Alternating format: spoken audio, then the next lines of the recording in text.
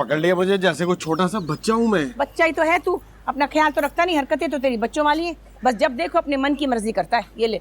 अरे पैसे संभाल, पैसे संभाल। आग लगा दूं ऐसे धन को जिसकी वजह से मेरा सुहाग ही कष्ट में पड़ गया। बैठ इधर।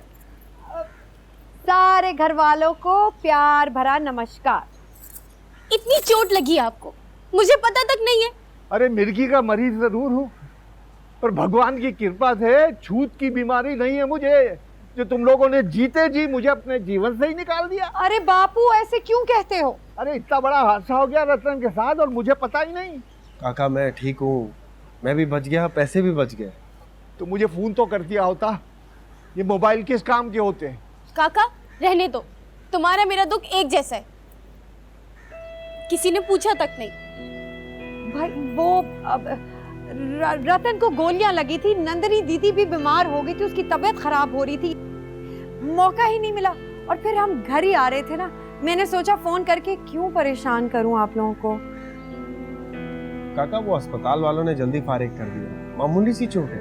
नहीं नहीं, पूरी 5 गोलियां लगी थी, 5। अरे तू चुप कर ना, क्या पोस्टर लगवाएगी अब बाजार में? काका कोई 5 गोली नहीं लगी, चलाई थी उन्होंने, 2 लगी हैं, वो भी छू के गुजरी हैं, छोटे छोटे टांके लगे। इतने लंबे लंबे टांके, इतने लंबे लंबे। चल आजा, उठ उठ मेरे साथ, तू कमरे में आराम कर, आराम कर। चलो लड़कियों, यखनी भिजवा देना। चल चल चल चल। छोरी सुन, चल। वहाँ पुलिस वालों के सामने आकाश का नाम लेने की क्या जरूरत थी? बदला लेना था तुझे। नहीं दीदी, कोई बदले के कारण नहीं लिया, बस पुलिस तफ्तीश कर रही थी तो अपना फर्ज समझ के बोल दिया। जरूरत नहीं थी वैसे।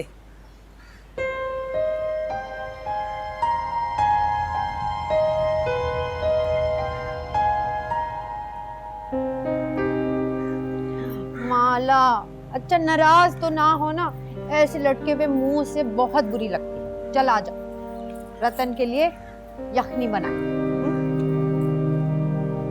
बस बस, अब मुझे क्यों सुना रही हो? जो करना था ना वो कर दिए।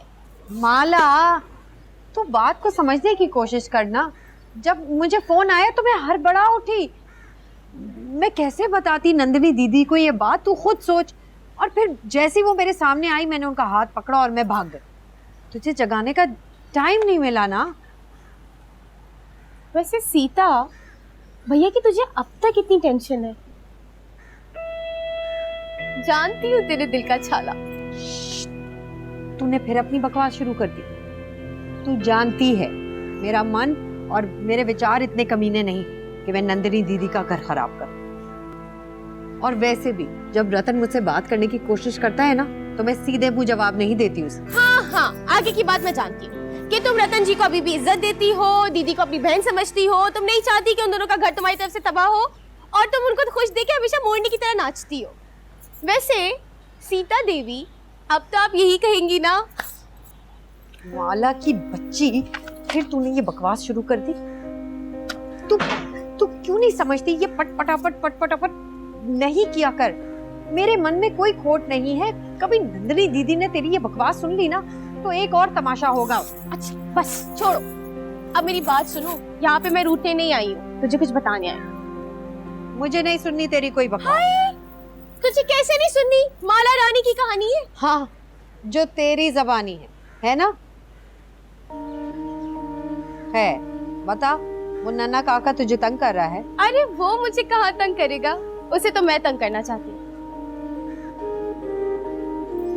मिलना चाहती हूँ मैं उससे। क्या चल रहा है तेरे दिमाग में? घर में इतनी टेंशन है और तुझे ये बातें सूझी हुई। क्या है तेरे मन में, बता। मजा, मौज, मस्ती, जहाँ मैं कहूँ मस्त तलस्त है, बड़ा जबरदस्त है। मुझे ना तुझसे अब डर लगने लगा है। धरती से होगी नहीं, चली है आकाश छूने। देख सीता, तुझे वो पसंद नहीं है ना, तू मत लिया कर उसका नाम। मैं उसका नाम नहीं, नीले आसमान का नाम ले रही हूँ, किसी चलते फिरते आकाश का नहीं। और वैसे भी तू इस घर में ना ये नाम मत लिया कर, जिसे सुनते ही बापू मेरे ब्याह की बातें करने लगे। एक बात सुन, जो होता है अच्छा होता है, अच्छे के लिए ही होता है। तुझे इतना प्यारा पति मिलेगा कि तू खुद हैरान रह जाएगी। तुझे लगता है मुझे इस बात की फिक्र है? हाँ, कभी कभी लगता है कि तुझे फिक्र होती है, जब तेरा प्यार और नंदिनी दीदी आपस में। पागल है, मैं अभी तुझे कह रही हूँ, तू सुनती नहीं है। नहीं, मैं मजाक